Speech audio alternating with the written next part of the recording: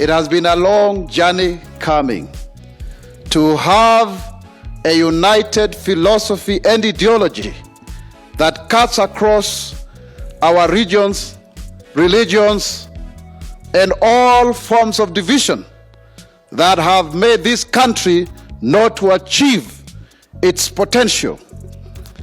When I see all of us seated here today, led by our chief hustler, His Excellency the Deputy President William Samoei Arap Ruto, I am very convinced that for the first time in the history of our post-independence Kenya, we have the best candidate to move Kenya to a first world country. And he has been able to rally support of Kenyans of all walks of life to believe in themselves again. Leadership almost invariably has capacity to transform society. And the best way to build economies, the best way to build resilience of the people is to empower the bottom millions to rise up and to have equal opportunity. Every time we meet and have conversations about the future of our country, and when I listen to His Excellency the Deputy President, I can see the culmination of many years of reflection to ensure that indeed the right kind of ingredients are put together for the common good of the common mwananchi. He is the only candidate who has engaged people in their different regions to look at their economic priorities and thereby creating a manifesto 1 year before elections so that he is sure the moment he is sworn in, he will know what to do for each and every count of this Republic of Kenya. When there was a big debate about the sharing of resources, and there was a clamor, and I must say I was in the forefront, Your Excellency, of 1 man, 1 vote, 1 shilling.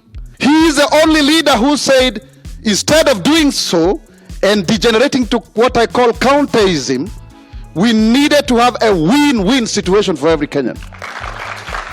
And as a result of the haggling and bustling in the Senate for 10 good weeks, we got 50 more billion to all the counties, and no county lost. Isn't that the leader that we want for this country? Isn't that the leader who can lead us together? Because when you are elected as president, at times you are elected because you have regional support.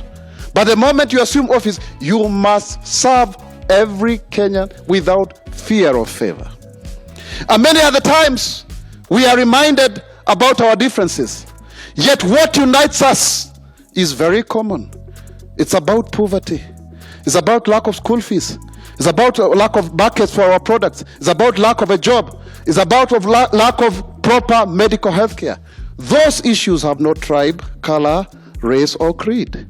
They have no region. And so I believe that those of us who are seated in this congregation today are making the right decision to support this clarion call of the hustler nation so that all of us can have a go at life. That leadership shall not be a preserve of a few, that everyone shall have equal opportunity. This congregation is actually led by women. And so our candidate believes in the empowerment of women, and more so, women from the marginalized communities. The 3 of us were actually expelled from Jubilee. We have been taken through serious, issues. Even recently, they sent a drone to my house to intimidate me. I am telling them, fast forward, backward never, we shall stand for equal opportunity. I mean, the things that have made us to be sacrificed is because we asked for Jubilee Party to be run in a democratic manner. Were we wrong or we were right? We also asked that the economy of the country was being run down and people are becoming poor. In fact, some people have made more poor people, yet it is the business of the government to make people prosperous. Were we wrong or we were right? The third issue is to say that there should be equal opportunity for each and every person to become president. Were we wrong or we were right?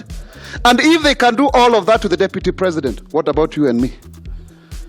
The success of the deputy president is the success of each one of us. Because if he succeeds, we all succeed. And if he fails, we also. So are we ready to make sure that he succeeds? Are we ready? Hustler Nation, oye! Hustler Nation, oye! And finally, I think I want to say, for those of us who have stood, for me, I've actually been chased out of the Senate. But I want to inspire you young people. If you stand for what is right, there is no bigger price to pay. It's better to stand for what is right. His Excellency the Deputy President stood and said BBI was wrong. Everybody castigated him. But today, was he right or he was wrong? If BBI had gone through, we were going back to the imperial presidency, who would have determined even what you are going to eat, how you are going to sleep. Is that the country we want? But today, because of his resilience, we have a constitution that is a first world, that is going to serve several generations because of what he stood for. I believe that is the kind of leadership we want for this country. May we stand together and fight for what is right.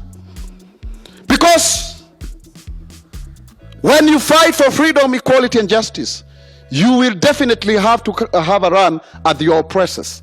But that is a worthy fight. That is something that we should labor to achieve.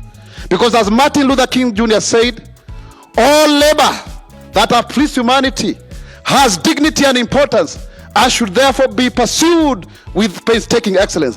I believe the movement of the Hustler Nation is a labor worth pursuing to liberate Kenya so that everyone can be free and have the same rights like each and every one of us who is seated here today. I thank you and God bless you.